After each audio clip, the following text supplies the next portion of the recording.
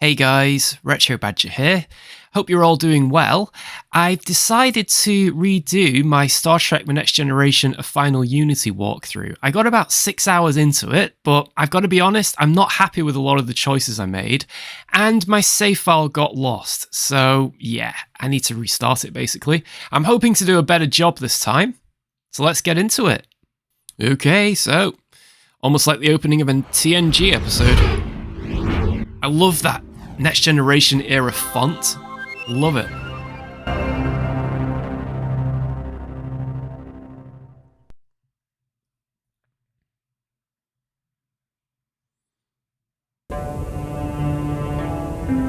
Here we go.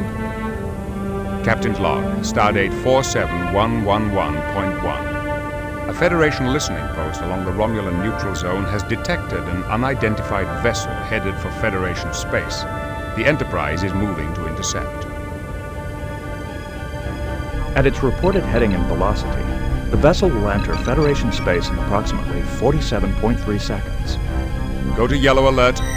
We have the vessel on sensors. The ship is a Garidian scout ship. They are driving their engines too hard. Their warp core is critical. The Garidians? What is the status of their relationship with the Romulan Empire? They are on friendly terms and may share technology. We are being hailed. On screen. Help us. We are fleeing political persecution. We seek asylum. We are being persecuted. Their signal is breaking up. What do you make of this, number one? It could be a trick. The Garidians have earned a reputation as honorable warriors, Captain. They do not ordinarily resort to trickery. We are within visual range. The Garidians' warp drive is failing. They are dropping to sublight speed inside Federation space. Slow to impulse. Warbird decloaking directly ahead. Whoa. Big warbird. The Warbird is also Garidian. They are hailing us.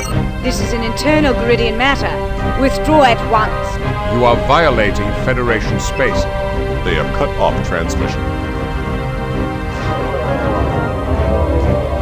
The Warbird has locked its tractor beam onto the scout ship.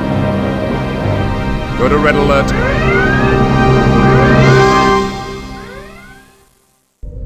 Captain's log supplemental. A Garidian warbird has violated the neutral zone in pursuit of a scout ship. The fugitives may be seeking political asylum, but as yet we have been unable to confirm their intentions. Okay, so we're staring down at a Garidian warbird. Ah, look at that, they got them in a tractor beam. One thing I love about this game is how you can just switch to the view screen whenever you like. Okay, well, one mistake I made last time was not listening to my officers, because they give you some very helpful advice, so let's see. What do you think, number one? The Garidians respect strength. If we show any sign of weakness, it might just encourage them to fight. What do you suggest? Maybe we can use our phasers until they listen to reason.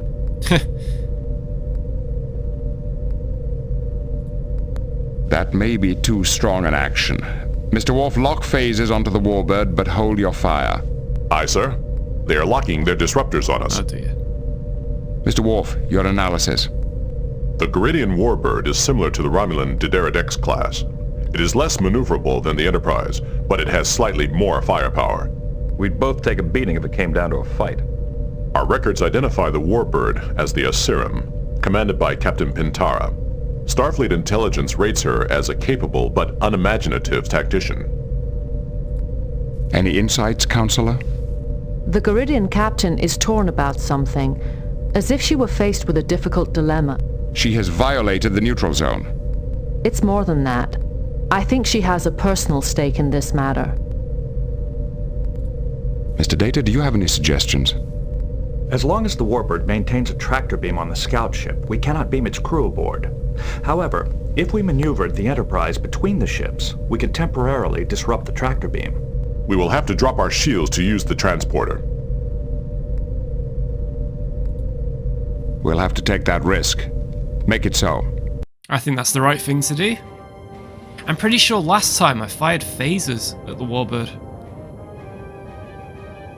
I don't think Captain Picard would do that though. I think he'd do something like this. We have broken the Garidian's tractor beam. Ah. crew of the scout ship has been beamed aboard. Captain, the warbird is hailing us. Ignore that. On screen. Federation starship. This is an internal Garidian matter. You've been warned not to interfere.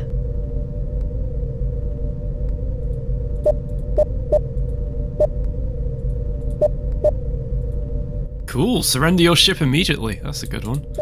You will leave Federation space at once or face the consequences. Your presence here gives me every right to interfere. We could inquire. Your presence here gives me every right to interfere. Why have you violated the neutral zone? Captain, you are harboring dangerous criminals. I demand that you transfer them to my custody immediately. Well, that's kind of a threatening tone. They are now guests aboard my ship. If you return to Garidian space immediately, I will overlook your violation of the neutral zone. Very well. You have won this time, Captain. Hey. But I promise you, there will be a next time. The warbird is heading back toward Garidian space. They are activating their cloaking device. Captain, our new arrivals are requesting to speak with you. Their names are Lucana, Avakar, and Tabak. What are your orders, Captain? I should like to consider the situation a bit further. Set course for the resume patrol. Well, we could resume the patrol. Set course for the Ruinor sector and resume our patrol along the neutral zone. Yes, sir. Engage. Now, I believe you can modify that manually. You can sort of choose where to go, but it's quite a complicated interface to use. Same with the tactical screen. Right, okay, we're at warp. Interesting. So we need to speak to our guests, which is this way, I think. Ah, here we go. Captain Picard, can you help us contact a Vulcan archaeologist named Shinnok? He may possibly hold the key to the discovery of the Lawgiver's fifth scroll. What is this fifth scroll you mentioned? Let me give you a bit of background.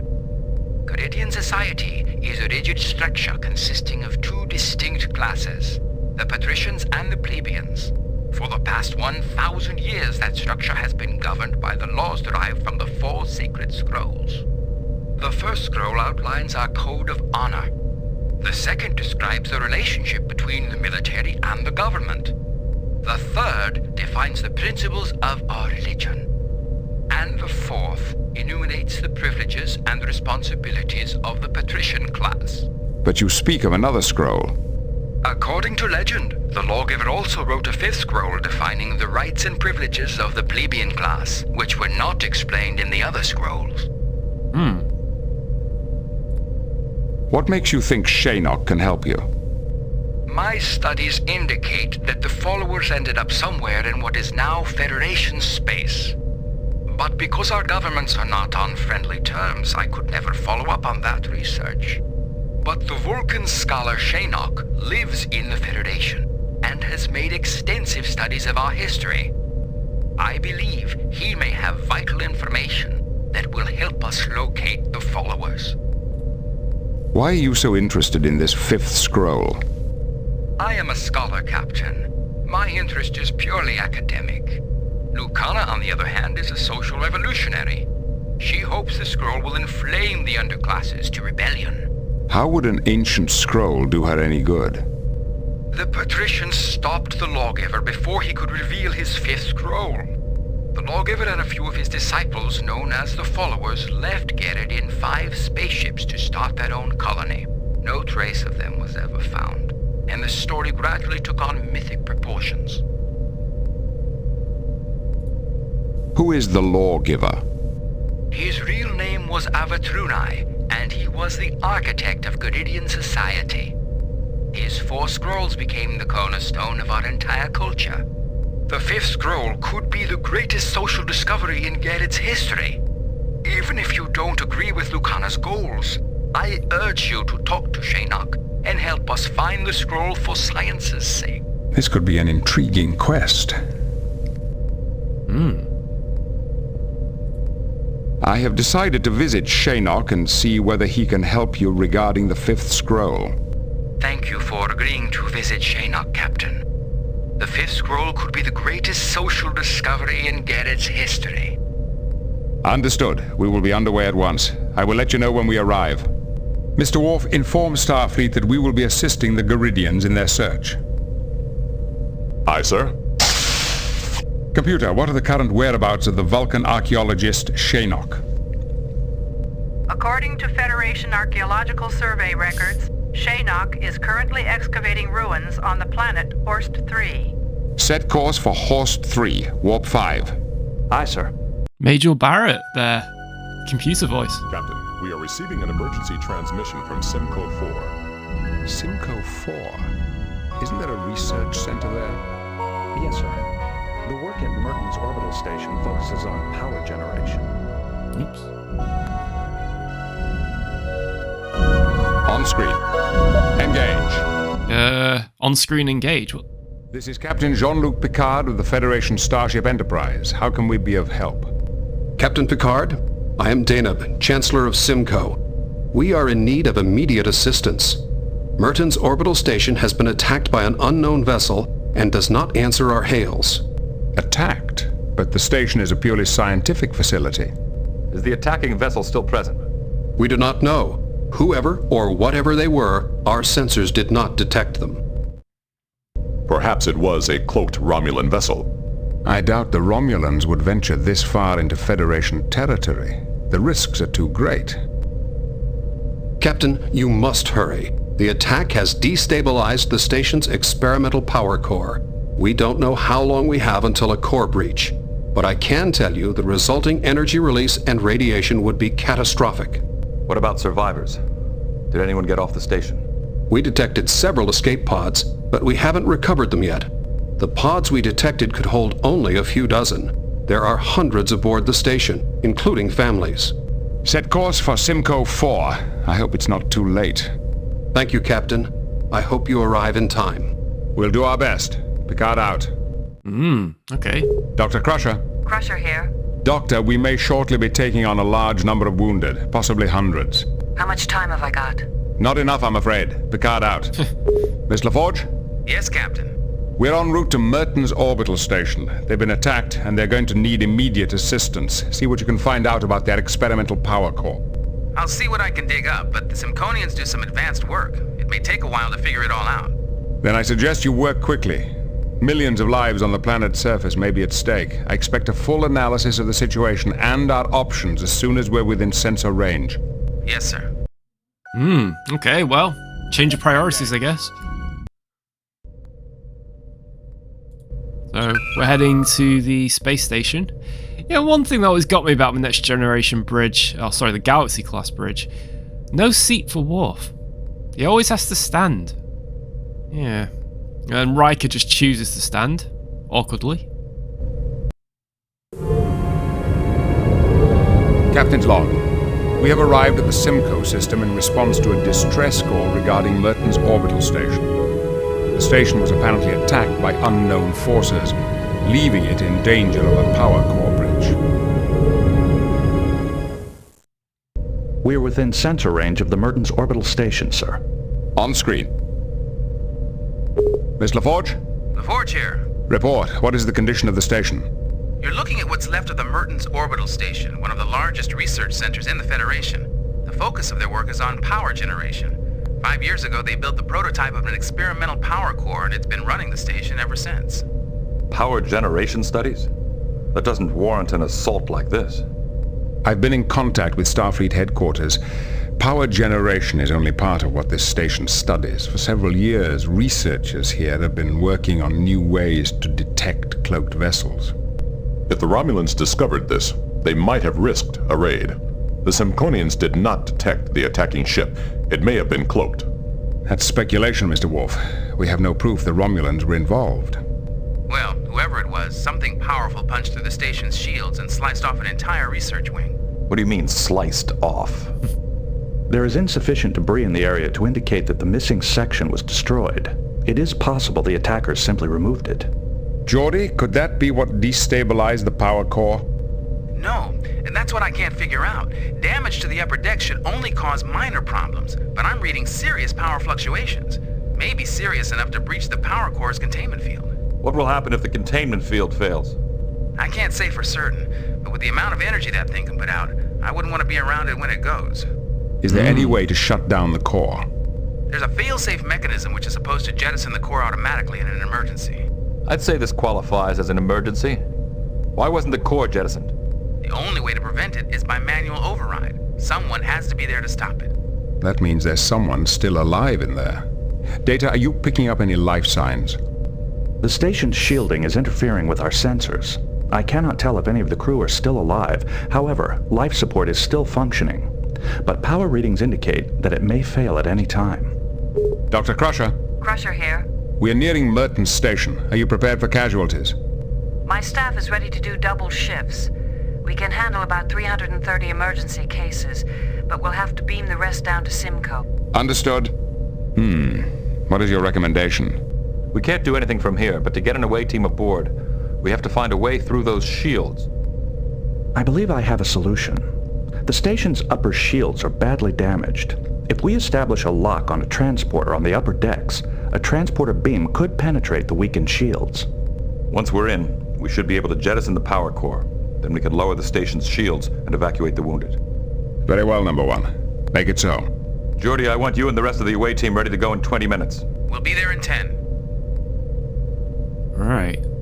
Oh, honestly, when Captain Picard asked Data to scan for some life forms then, I just had that one song in my head that he made up. Life forms.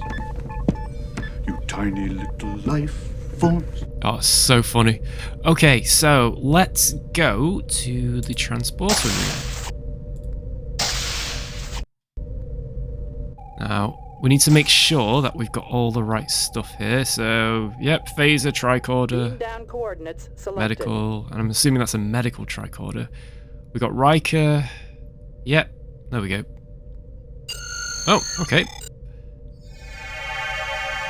I thought that was a Ferengi there for a second. I think that's supposed to be Patrick Stewart. Ah, here we go. Sinister music. Let's start scanning.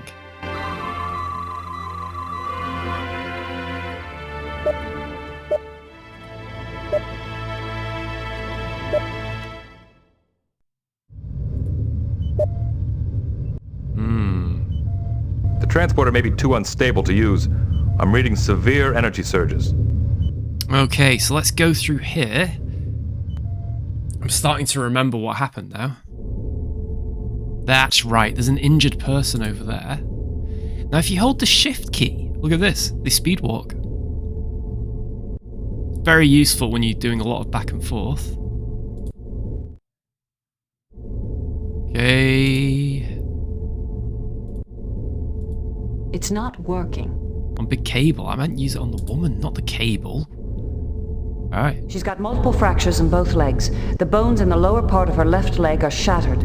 She's in shock and there's some internal bleeding. All things considered, she's very lucky. I can take care of the worst of her injuries here, but I'd like to get her to sickbay. So basically, we need to slice this with the phaser to then remove it, and then we can remove the injured person. Now, normally, I would let Mr. Worf use the phaser, but after what I saw in Picard, I think Dr. Crusher is the expert at tactical these days. Let's see. Oh, yeah, I gotta control the power here, from what I remember. If we do it too much, I think we can actually hurt the person, so let's do the lowest setting.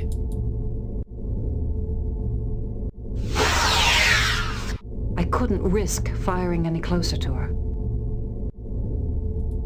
I don't think we need to blast everything in sight. I don't think we need to blast...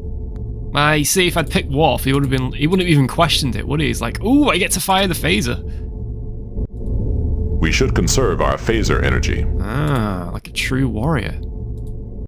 She cannot be treated unless we move the cable. However, there is a risk we may injure her in doing so. Let's get an engineer's perspective. That's a high-capacity data transfer cable, probably a main communications line. Readings show damage characteristic of a phased plasma beam. This cable's built for handling information, not energy. I'm surprised it didn't just vaporize when it was hit. Okay, now, there is a transporter in the first room that we were in, so I'm going to try using that. What I remember last time, you can beam... Oops. You can beam them out, or you can beam a bit of the cable out. I need to be careful with this, actually. I also remember one time doing this, and I transported them, and unfortunately, their pattern got lost in the buffer, which was awful. Alright, let's be careful here.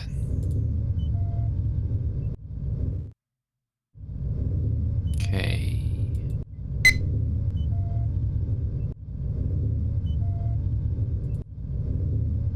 Let's hope this works.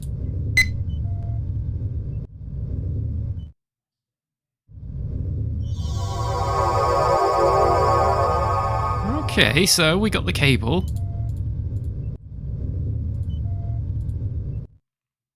It's a shame we couldn't have left Dr. Crusher there.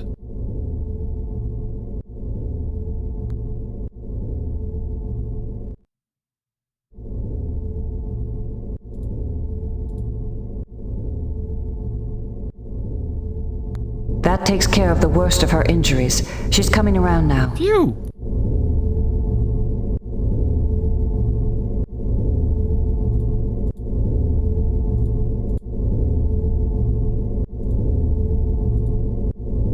How do you feel? I'll manage. You're from Starfleet, aren't you? Yes, we're from the Enterprise. We just arrived. Thank goodness you're here. I'm Anna Bennett, Chief Medical Officer. Listen, we've got a lot of wounded here. How many can you evacuate? We can get everyone, but not until we lower the shield. We can't do that until we stabilize or jettison the power core. What happened here? We were attacked, but I don't know who or what it was. I was headed for sickbay when something struck the hull and tore this cable loose. Do you have any guesses who might have done this? Was there any warning? We never knew what hit us. There was an initial attack which lasted maybe 10 minutes. Later there was a hull breach and the power systems went crazy. I don't remember anything after that. I passed out. What did you mean when you said the power systems went crazy? It's this insane experiment Dr. Greaves and some of the other researchers put in place. A revolutionary power source. It's unstable enough to begin with. After sustaining damage like this, who knows what it'll do? We've been reading some large power fluctuations. Is that normal? How should I know? Those maniacs. You know what they've got down there? They plugged the biggest research station in the quadrant into a singularity, a black hole. Wow. Then why the energy fluctuations? Singularity-driven power sources are usually stable. Greaves came up with some scheme to increase the energy output. Something about gravity waves. I don't know all the details, but it involved destabilizing the containment field. Where are the rest of the station personnel? Most of them probably escaped when Commander Wilde gave the order to evacuate after the first attack. But I know many are trapped and can't reach the shuttle bays. How are you feeling? I've been better, but I think I'm all right for now. Thanks again for your help. We'll be back to check on you later. Right now, we've got to stop the core breach if we can. All right. I think I'll be fine for now. Now, from what I remember last time, I'm sure we've got to get a code from her. So, from what I remember, we have to... Let's see... We need to stabilize the life support, I believe. Let's go to the administration office. Ah, here we go. This looks familiar. It's dead. Power surges have disabled most of the station's primary systems. Oops. Right. It's a medkit. Thank you. It's dead. Power surges have Ah, I remember this. Code, eh? Well, we can't redirect life support power without the access code. Maybe Dr. Bennett knows it. Right, let's go back then. Ah, the door's there, isn't it?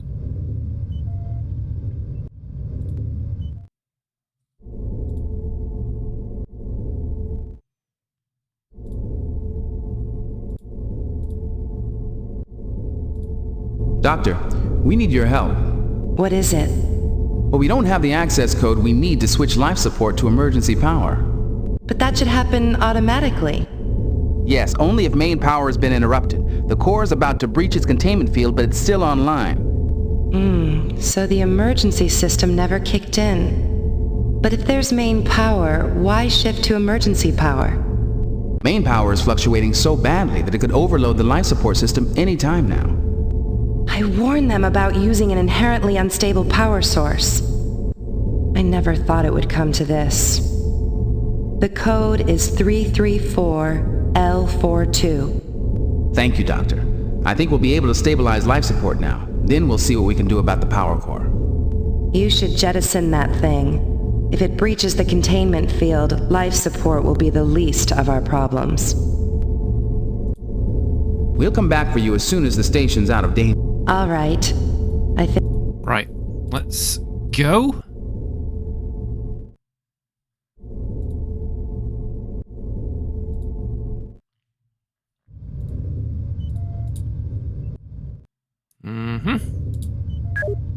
Ah, got it. Remembered the code.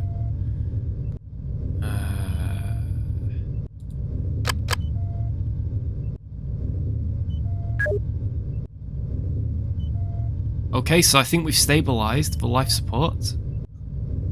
That's good. Whoops. Actually, do you know what? I'm gonna save.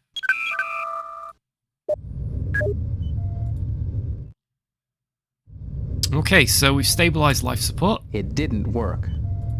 I think it did work, Geordie. That's a bit pessimistic. Let's go to engineering. Oh, I remember this. It's using a plasma suspension beam to draw energy straight out of the main conduits.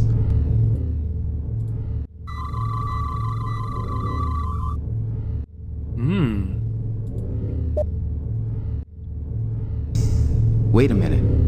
I had readings of neutronium hull and internal energy, but now all I can pick up are natural elements. It's sending false readings to our tricorders. It's like a chameleon. It disguises itself perfectly. If we weren't here to see it, we'd never know it was here. It could probably fool our ship sensors just as easily. This chameleon field seems to take a fraction of a second to adjust to new scanning frequencies. If I set the tricorder to randomly shift frequencies at high speed... Oh? There.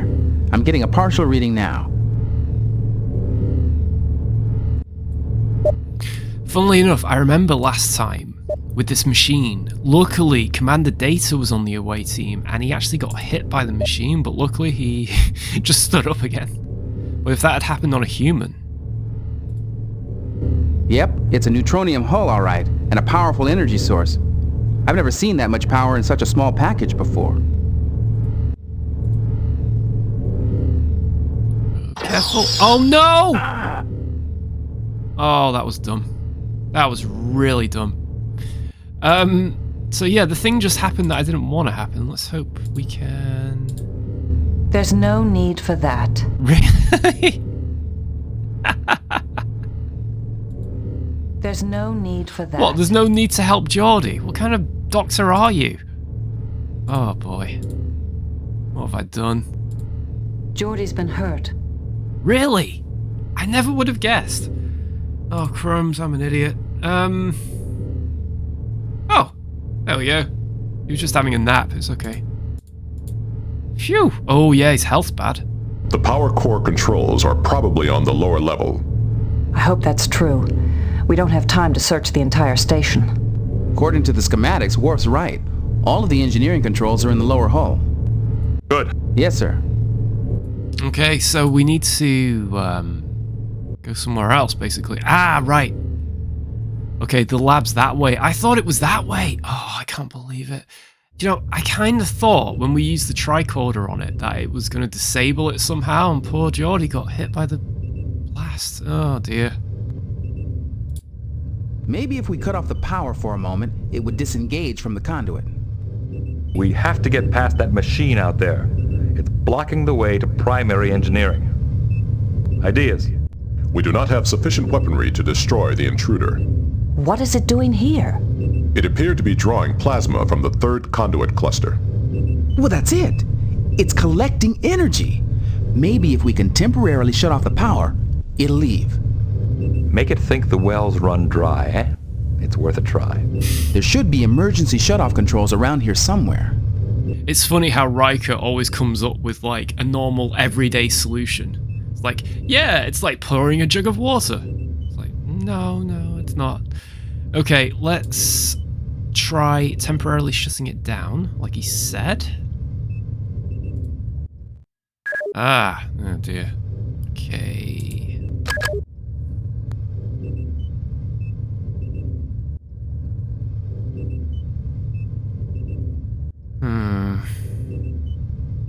Which one?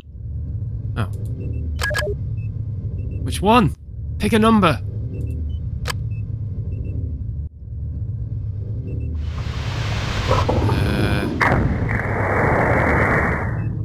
Well, I hear stuff. Oh. Oh no, what have I done? Oh dear, what have I...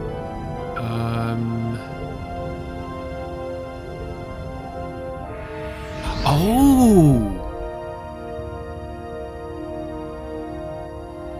Well, we've not blown up, so that could be a good sign. Riker to Enterprise, report. We have detected a small object departing the station at high speed. Sensors identify it as a small asteroid. With all due respect, sir, that sounds pretty unlikely. Apparently, this object is capable of sending false readings to our sensors. The device has some sort of chameleon field, which sends false readings to sensors and tricorders. Interesting. The object has accelerated to warp speed. Unfortunately, we've got too much to do here to chase after it. Acknowledged. Picard out. Now, last time, I chose to beam back to the Enterprise. I seem to remember something about this. So, this time, I'm going to do it properly. What have we got over here? No unusual readings. Now, we can use some of this stuff, from what I remember. What do I need? Can I just grab all of it?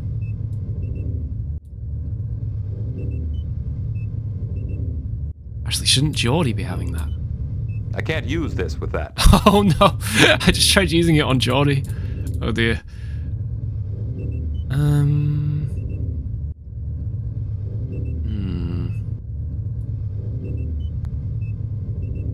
Where is it? I think I need the wave converter. I think. Can I just take all of it? Oh, I can! Oh, goody. Right. Now we need to head back to the other room. Oh, of course, the space alien's gone. Oh, let's hope he doesn't get shot again. Nope, he's alright. Is there anything over here, actually? You have an uncanny sense of timing. And I beg your pardon? Timing, I said. You have fine timing. The one instant I cannot afford to be distracted, and in barges all of Starfleet. Okay, I've just realised something. I think there's something I'm missing here. We need to... I'm sure there's something I've got to do.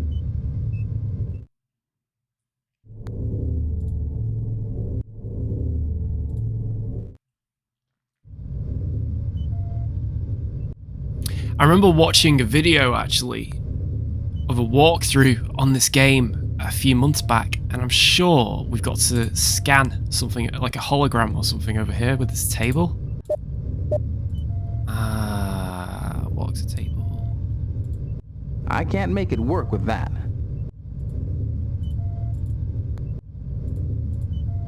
Looks like a power surge knocked out the holotable.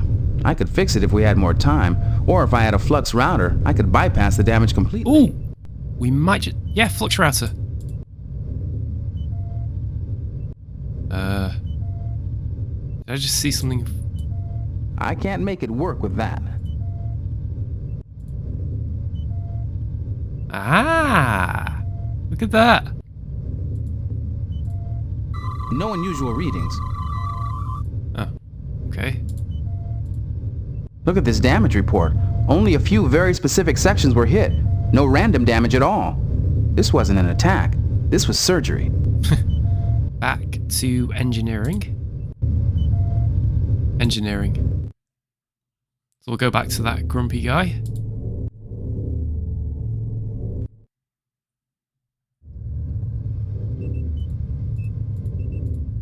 Engineer to engineer. I'm Geordie LaForge, Chief Engineer of the Enterprise. We're here to help. Thanks for the offer, but I haven't time to instruct Starfleet in the intricacies of singularity-driven power generation, so kindly stop distracting me. There was a large machine of some kind on the power conduit just outside this door. What was it? I can't imagine. There shouldn't be anything attached to the main conduits except where they connect to the distribution net. What did it look like? It was big, about 15 meters long. It had some kind of neutronium alloy shell and was very well armed.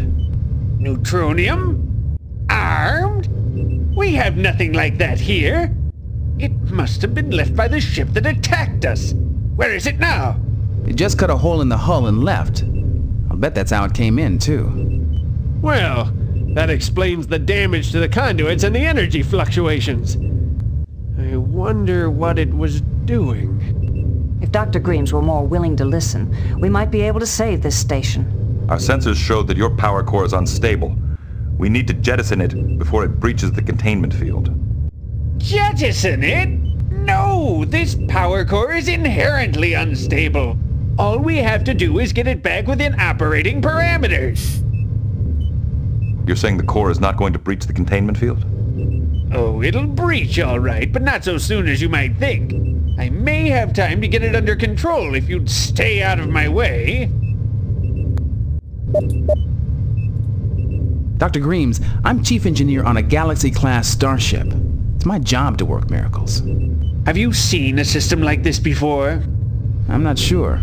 It looks like some kind of gravity wave power source. But how can you generate gravity waves of this magnitude? A little something I got from the Romulans.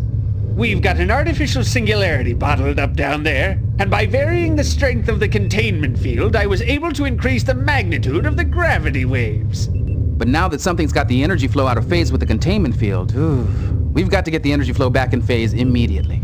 Not bad for a Starfleet officer. You may be of some use after all. You see, the only reason the field's held up this long is because I've been here manually compensating for the fluctuations. Sounds like you could use an extra pair of hands. Listen, I'll handle the conduit, you maintain the containment field. I'll keep the containment field up as long as I can. I see you already have a phase inverter and a wave reduction converter. Ah. Good. You'll need them. A phase inverter? But that'll just make the fluctuations reverse. Unless... if we use the wave reduction converter to dampen them, the reversal will actually work in our favor. Smarter than you look. Install the phase inverter coupling in the damaged area. Then use the wave reduction converter to bring the fluctuations down. If I can keep the containment field up, we should make it. I'm on my way. Okay, so... what have I got to do?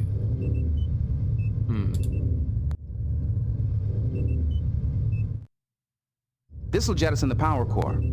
Oh, well, no, we don't want to do that. Okay, so we need to go back to the actual core. I'm completely, like, in uncharted territory here, because last time I didn't do this. I just literally beamed off. Right, so we need to use what he mentioned before. So we need the inverter coupling. Oh, I really hope this works. I'm a bit worried here. We're not going to blow up. Fingers crossed.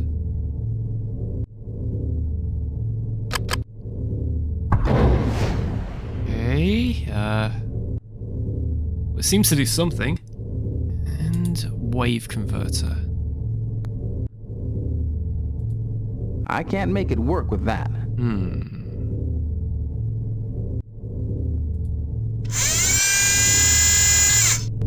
Enterprise. Picard here. We've stabilized the power core. The outer shields should be lowered now. Confirmed. We'll start evacuating the wounded immediately. Great. That means we're done here. Beam us up. Acknowledged. Phew! We actually saved the station! We are being hailed, sir. It is Chancellor Daneb. On screen. Captain Picard, you have my warmest thanks. We had really given up hope. We're pleased to have been able to help. Have you recovered all the pods yet? My staff tells me all the evacuees are safe and sound. And my compliments to your medical staff. Our surgeons were quite impressed with Dr. Crusher's handiwork. I'll pass that along. The last of the injured personnel should be beamed down within the hour.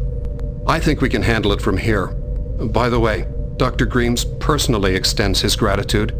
He felt he owed you and your crew an apology. Tell him we accept his apology. Picard out. What are your orders, Captain? Whew. Well, there we go.